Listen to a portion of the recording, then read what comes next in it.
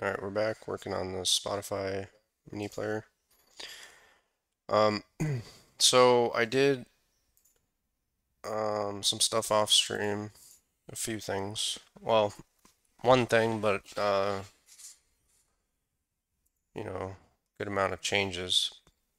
So basically, what I did was I got it to the example uh, authorization code. I got it to work with Firebase functions. I was leaning a little bit towards that, so I could reuse some of the code.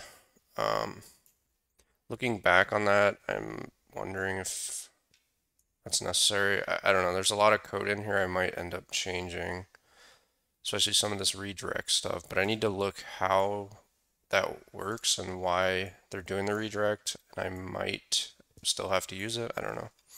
I haven't gotten that far. But some of the stuff I did was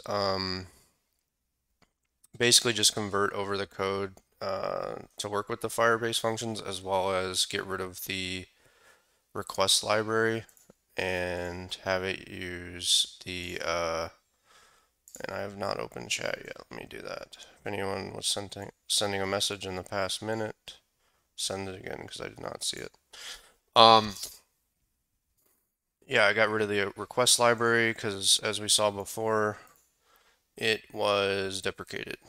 So I could scroll to the top. I'll do that. So I'm like right there. So it's deprecated. So I want to use Axios instead. So I'll just go over, I'll start at the top and try to remember all the changes that were made. I'll start here. The cookie parser is not really a change because of the request library, but it was in Firebase functions to use middleware. In Express, you would normally go like you'd take your app, like const app equals require express, I think. Is that right? No, equals express, which is a function. And that comes from requiring express, assigning that to a variable express, and then calling the function. But, oh yeah, and then you take the app and you go app.use the middleware, which should be like cores or cookie parser or whatever. So to get that to work in a Firebase function, I just had that up. Where is it? You basically inside of wherever you're going to use it, you call that function and then pass it the request response and a callback. So I'll show you what how I did that. So that's here, cookie parser. So within this function that uses cookie parser, and where it uses it basically is to populate this cookies um, what is it, property. Um, yeah, that's how I use it. So I just wrap this, all of the code inside of here, inside a cookie parser, and then pass that the request response that came from the outer scope into its first two parameters, and then a callback, which is the rest of the code that it wraps below. And I found an example online because it's a little bit unclear what they mean by this to me in this documentation. Like where do you put it, that kind of thing. So I found an example where they point to basically some examples of how it's used in some sample code. So I guess if you're ever looking for more information, look for some sample code associated with that, because this is directly from the Firebase repo. And what you do is, hold on, let me grab this. So cookie parser, this is the source code for that. Basically, this function cookie parser, which is what's exported, module exports equals cookie parser. That's a function. That function returns a function. So normally, like I said, in in here you would go app.use cookie parser, right? Or app.use cores, and you're calling that function right there. Well, that's the whole point of this right here. So you're not just using that original function that's exported, you're calling the function right here and using that inner function that's returned from the exported function.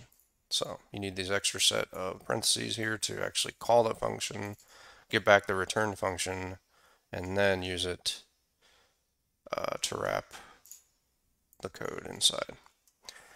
So that's the first thing. Make sure you add this extra set of parentheses. Going back to this, where was I? Here. And then they just showed, so that's here. And then here's the settings. Like, so this would be an app.use cores, and you call it, and you'd pass it to settings. I didn't have any settings for the cookie parser, so didn't need that. Just needed an extra set of parentheses. And then here's the inside, the function code example. And here's the samples. So that's that. And what the cookie parser does is I could have just like done it myself, but I'd rather just use the library. It's there, and it's you know, inside the Express repo, so it's not some random library that will eventually become deprecated or something probably. But really all you had to do was look at the, what's it called? Requests.headers.cookie. So that's already there. That contains like a string of the cookies, and all you had to do is parse that yourself, but this library takes that and it does it on its own. So I'm using that. And then it populates, like I said, that cookies property. So that was the first thing. Let me go back. So what else? So that's cookie parser. Let me keep going through here. So another important thing I fixed that I ran into some issues was this redirect URI. So you have to point to the actual function you're calling, right? You can't like point to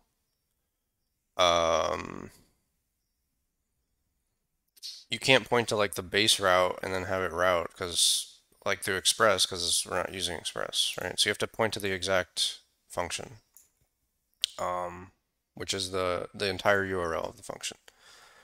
So that was one thing. Also, you have to make sure that you have all the slashes in there. It has to exactly match what you put in the Spotify developer portal callback URL. So earlier I had like this ending slash in the developer portal, and I did not have it in here, and it was not working. And that took me a while to figure out. But I'll just show the documentation on that. So they talk about it here in the redirect URI, and this is basically if you scroll down in this authorization guide, it'll show you that. I think this is, yeah, I don't know the exact route of this. Authorization code flow, yeah. So that would be here. So yeah, the redirect URI must exactly match the one you registered, including upper and lowercase terminating slashes. This is what I was missing and such. Okay, so that's done. I'm actually going to save this because I'm going to come back to this later. And then what else? Let's keep going. This I did not have to change at all. I just changed it to a function using like a declared function instead of a variable or function expression, whatever. But the code inside did not change. I commented out hello world. I'm going to leave it there right now just so I remember about the logger if I want to use that. And the rest of it is the same. So handle login. Oh, one other thing I had issues with is I forgot to populate the client ID and the client secret with actual secret values. So that was another issue. I still had those like 1, 2, 3, 4, 5 in there. So this one. So state. What else did I do here? I went over this before, but I just changed the scope to do what I actually want to do. This code's the same. This code is basically the same. That's all good. And this is how Firebase functions work. You just have to do this functions, HTTPS on requests, and that's just in their documentation, how you set those up. And that comes from the original function thing comes from here. Let's see where I'm at. Handle callback. Okay, so I already talked about the cookie parser. There's the cookies object that's now populated because of the cookie parser. So all this stuff works. The res.redirect all works through what Firebase gives you. Clear cookie, that's all the same. Okay, so down here, I had to make some changes. I think if I remember correctly, I had to add the method in here because now I'm going to talk about how I went from using request to Axios. So it's just a little bit different how you use it. So I had to add the method in here instead of, and then use request. I looked into using axios.post, but I just thought minimal changes, use a request, and then use the method up here in the options. The URL is in there, and then hold on 1 second, just have to do something. The URL's in there, the headers. So the headers I had to change. So what they were using before is this form. I'll go back to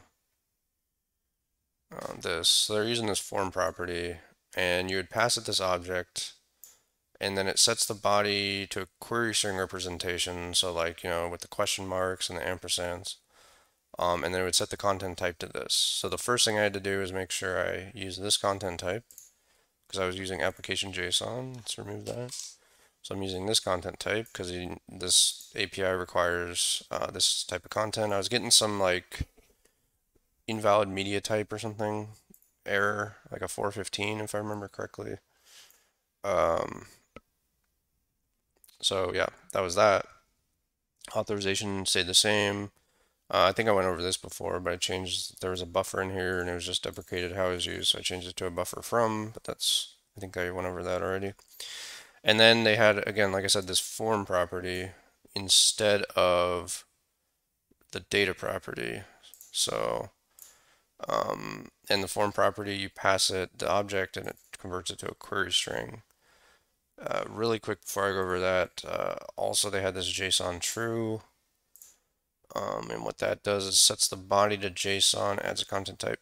So I don't know why they had that. I guess that's the return. The return. And I think Axios already does that by default. So I didn't need this, and I don't think Axios has this JSON property. So you can get rid of that. Going back to this. So this needs to be a query string. So originally it was form, and then it was this object here. So all I had to do with Axios was use data, and then I searched their, we can get rid of this now. I searched their docs about how to use that type of data, and then you just come down here. They recommended a couple things. The QS library, I'm a fan of not using dependencies when you don't need them. I don't know. They said that the QS library, the reason you might want to use that is because the query string built-in node module can have some issues with nested objects. I don't have nested objects, so it's not an issue here, as well as that could have been some old documentation. Like maybe this has been fixed by now. I don't know. But all you need to do is just call stringify. The query string library built into Node also has a stringify, so I use that, wrapping the object. That's it.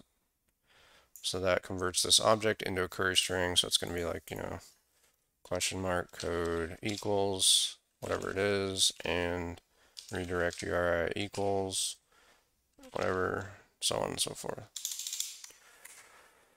Okay, and then that's that. Let's see what else. Another thing I had to change was, let me pull this up really quick.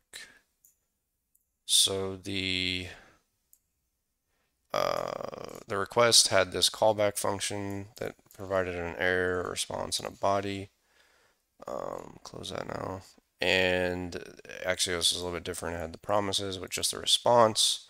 So obviously this error is not going to exist. I don't care about that because we already have this error handling down here. So I got an issue there when I was trying to run it, and I just had to fix that. The status code on the response is now status. I believe you could also use response.ok, but I'll just stick with that for now. So that's that. And then, what else? Oh, yeah, the response data. So before this was whatever it was in request, I forgot, and I had to convert this over to response.data instead.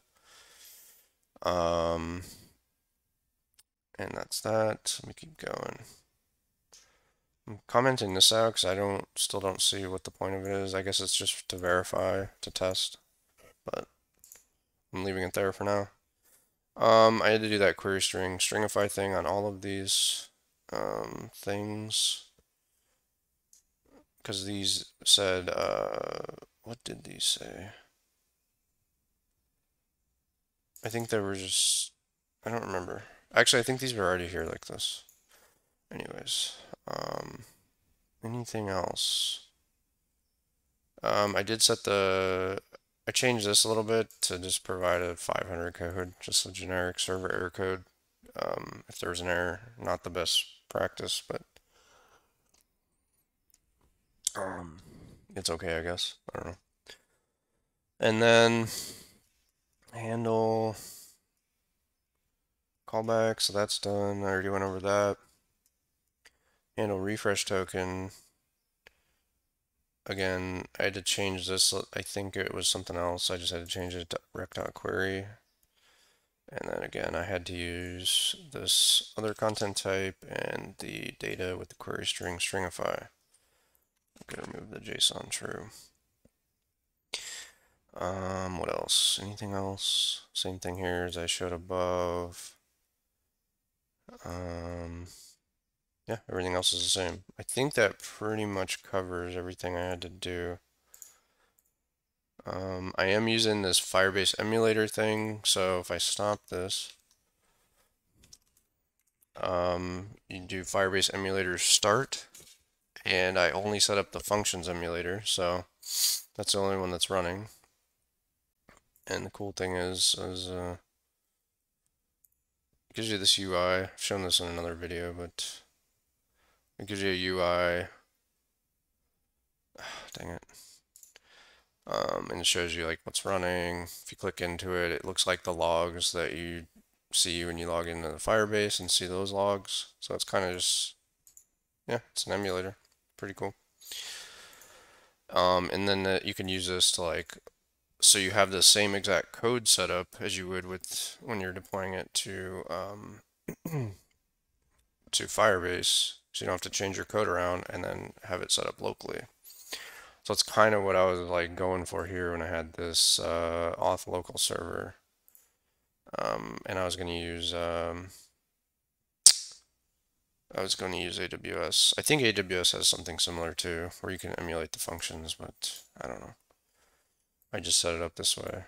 But you don't have to do that with Firebase. You probably don't have to do that with AWS either, but you just use the emulator. It's pretty nice. So you have the same code set up and you can test it locally.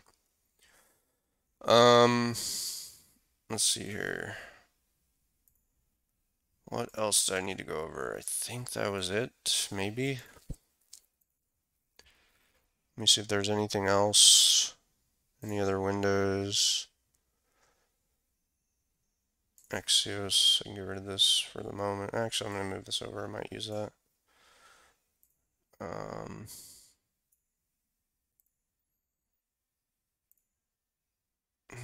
Let's see. I guess I could show an example. So if I go to localhost and a login.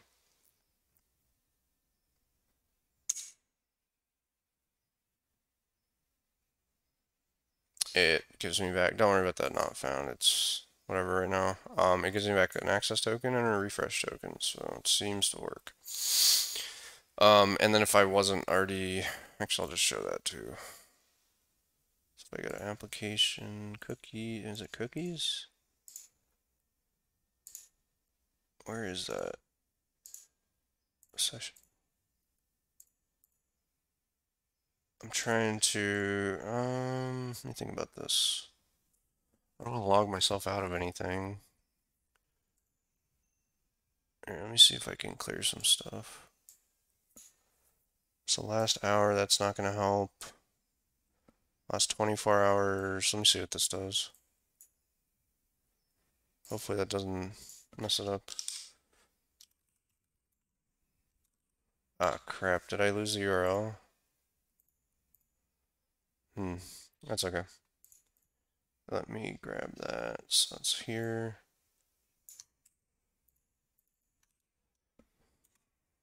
This is what it looks like, and it has you log in.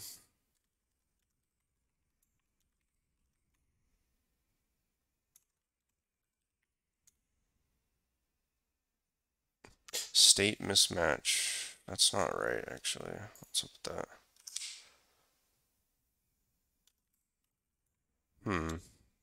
Really? I wonder if it literally has to match localhost. Yeah, it does. Okay. So localhost is the URL I provided in the settings, in the developer dashboard settings.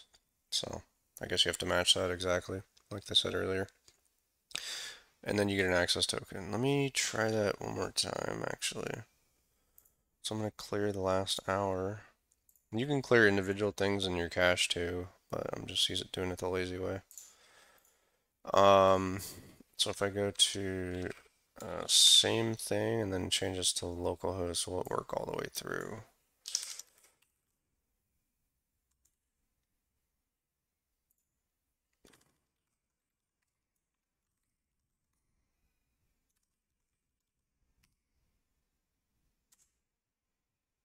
Yeah, we're good. Okay, so I got that working. Couple things. I could deploy it to Firebase, the updated code. I could also, one thing I do want to do is like figure out how this flow actually works and why I need it to be the way it is. Because I don't think I do actually need it to be like this. So I don't get confused later, let me copy this into the callback URIs. Just in case. That throws me off. Dang it, log me out. Let's try that again.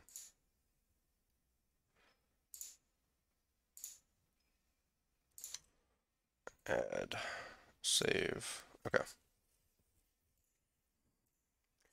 Cool. So Spotify auth state, private keys, so everything looks good. Using the local for now. Is there any other cleanup I could do right now? Not really. Alright. Let's look at the flow and see if I actually need it to be that way. So let's try to understand this. Whoops. Authorization flow is suitable for long-running applications. Yep, we already went over that. The following diagram shows how the authorization flow, code flow works. So the request, oh, by the way, the reason it wasn't, did I close that? Hold on.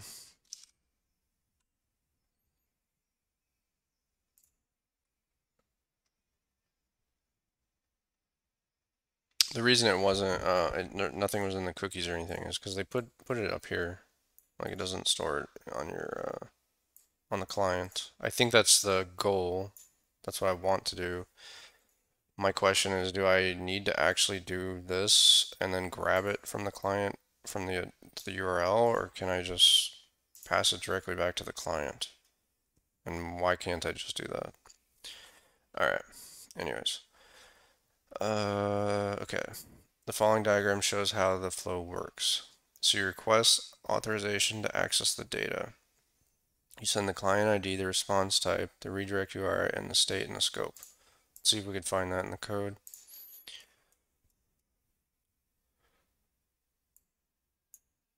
Looks like that. Authorize. Display the scopes and prompt user to log in if required. Right, the scopes are like allows the user or allows the app to do the following things. Right, basically the permissions that you're giving the app to do. And since this is a player, it needs to get the playback state, change it, and see what's currently playing. Okay. And there might be some other ones I need to add. Okay. And that's that page when I was, after I logged in, um, um, it'll bring up the next page that says you allow the app to do these things. Okay. And remember, you need to add the user, at least initially while you're in development mode. You need to add the user into your users in the developer dashboard. Like, yeah. I'm not sure how that will work. I have to I'd have to automate that somehow. Um, that's interesting. There's got to be a way to automate that. I'm gonna put that as a note.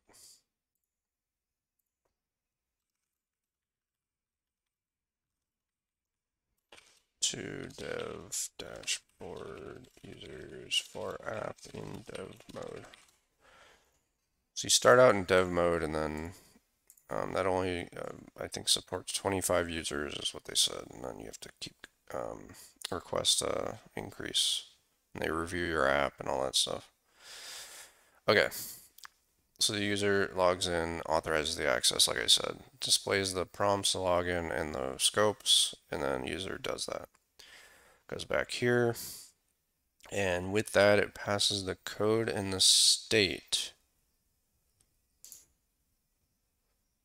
So let's see if we can find that part of it. Res.cookie, state key, so that's this randomly generated string. And the state, I guess, is just to, it's like a security thing to make sure that it matches from what the user gave and then what's passed back to the user, something like that. Okay. And what comes back? The code and the state? Code and state. So that's here. It comes to this callback code and state. And you have this stored state that you're setting in a cookie, right? That's the stored state, and you want it to match the state that gets passed back when the Spotify backend calls this callback function. And that's what this is doing. Because if it doesn't match, it redirects you to a page that says state mismatch in the URL. And if it does match, then it clears that cookie because you no longer need to make sure they match, so you don't need that in your cookies. Clears it. And then let's continue back. Okay. So then your app gets the code and the state and make sure they match, and then you're gonna use that code. Well, make sure the state matches. I think I already said that. And then use that code to request an access token and a refresh token.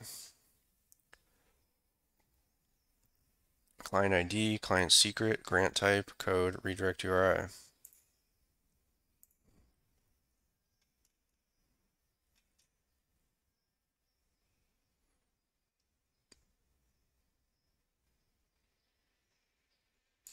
Client ID, client secret, you pass that in the authorization section. Those combined, and you like hash them, base64. And then the code, you use that code that you got back, redirect URI, and then you say you need a access token. Method post. And then you call Axios, so you're calling the backend.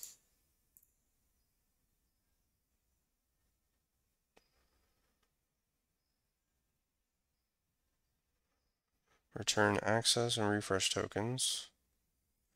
Access token expires in refresh token. Use access token in request to web API.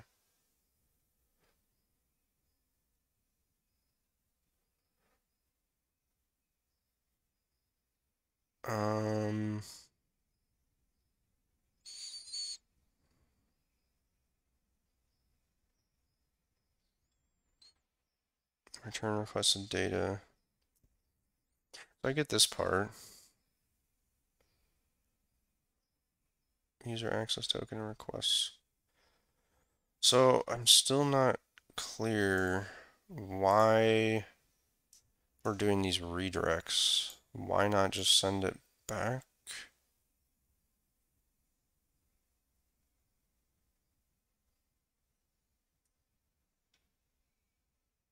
I'm trying to think, why is that happening? Maybe it just doesn't need to happen. It's part of the example. I just need to know why. This one makes sense. This res redirect makes perfect sense. That's what kicks it off to be able to do that login thing. Why not just return an error there? So I need to test that.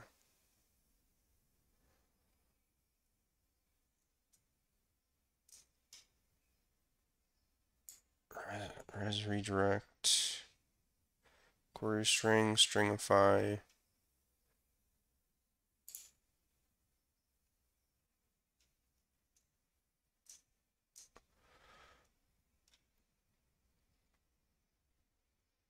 Yeah, so here they don't do the redirect when you do the refresh token.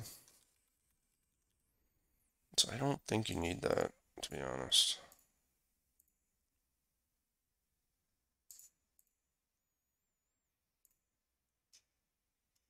Yeah, it's only used in this initial section. So I think I'm going to replace these redirects with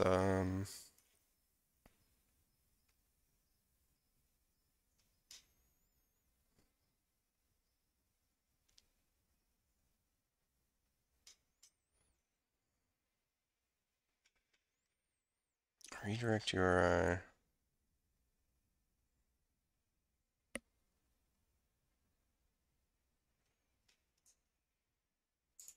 Let me do this. Replace with res.send. Throw this in a couple places.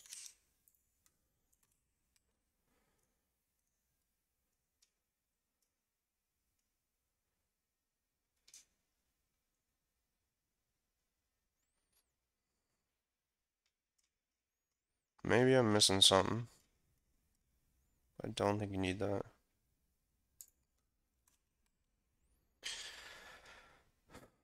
Okay.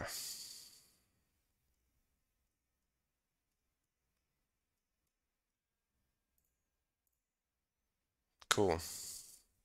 So we got that all working. The next step is,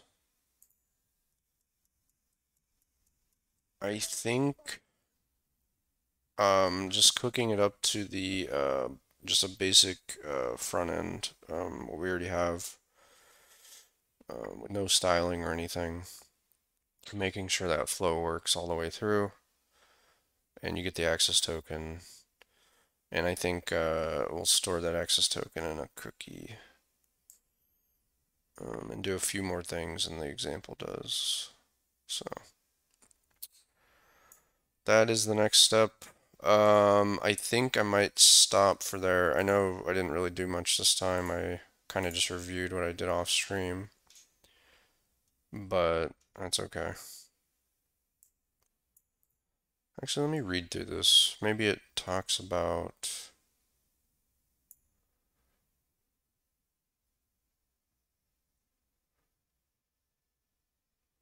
why.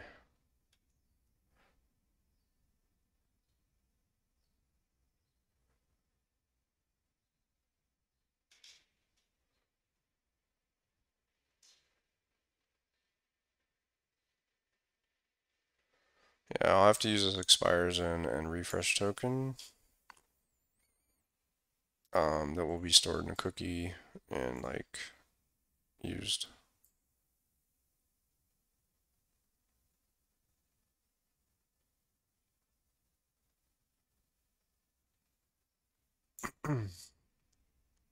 So how does that work? So expires in. Let me see if I can.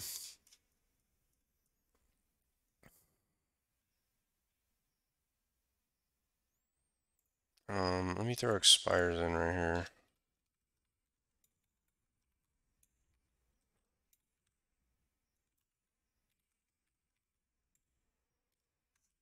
Um,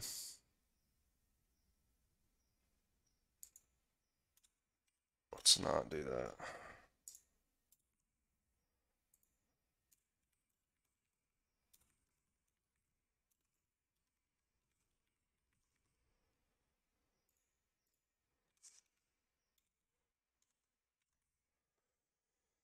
What else? Is there anything else I want to log out? Access token, token type.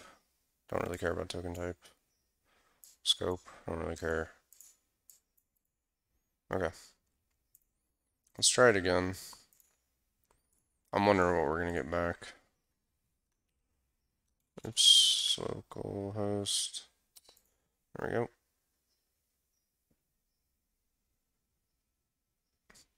Yeah, so 3600, is that, what is that?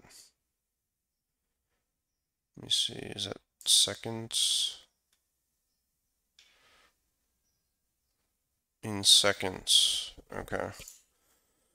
That's quite a long time, right? So, let me think about this.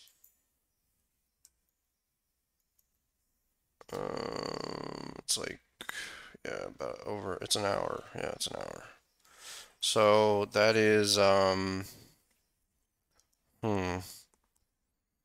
So if they last an hour,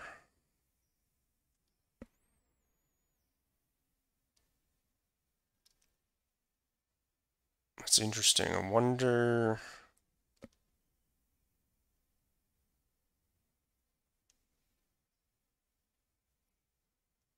do you want it to periodically check? Like, how do you,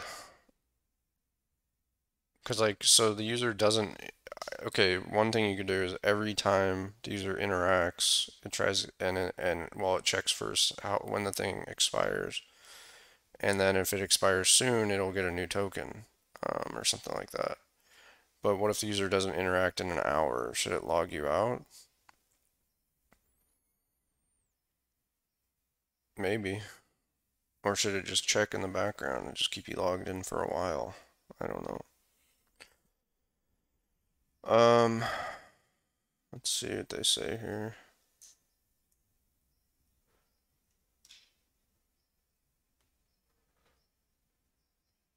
Yeah, they don't.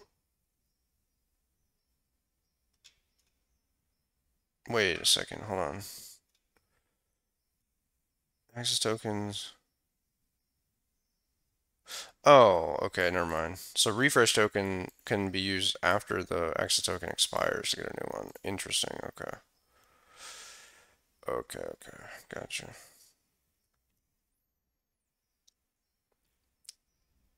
Hmm. Okay. Um,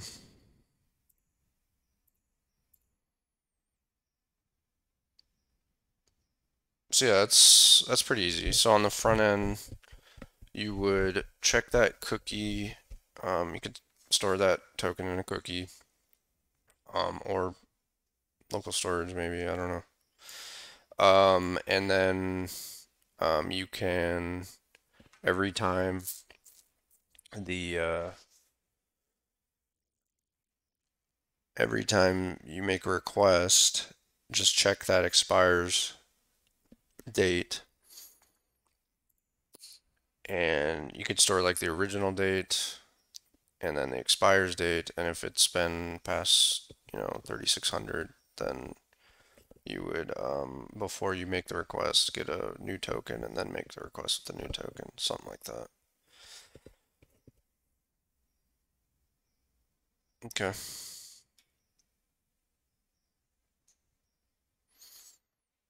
Would you ever log the user completely out? I don't know. I think that's a good practice.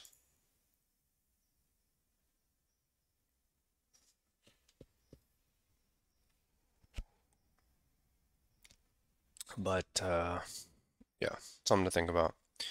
Um, I'm gonna stop there, take a small break, and then come back. I've done a good amount of work now on this, so I mean, there was a lot of copying and pasting, but there also was a lot of changing some stuff. So I'm gonna take a break, clean this up, whatever I need to clean up, and then commit it to the remote repo on GitHub, um,